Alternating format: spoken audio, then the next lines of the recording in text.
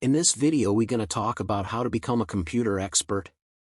Becoming a computer expert requires a combination of education, experience, and a strong set of skills. Here are some steps you can take to become a computer expert. Get a good education. A solid foundation in computer science and related fields is crucial for becoming a computer expert. Consider pursuing a degree in computer science or a related field, such as electrical engineering or information technology. Many universities and colleges offer programs in these fields, and there are also online courses and certifications available.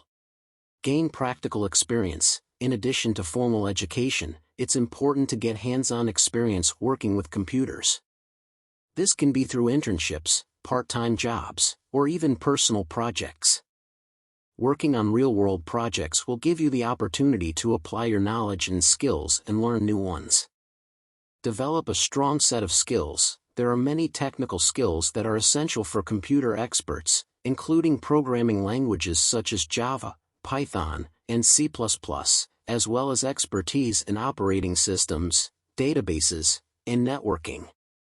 In addition to technical skills, it's important to have strong problem-solving skills and the ability to work well in a team. Stay up to date. The field of computer science is constantly evolving, so it's important to stay up to date with the latest technologies and trends.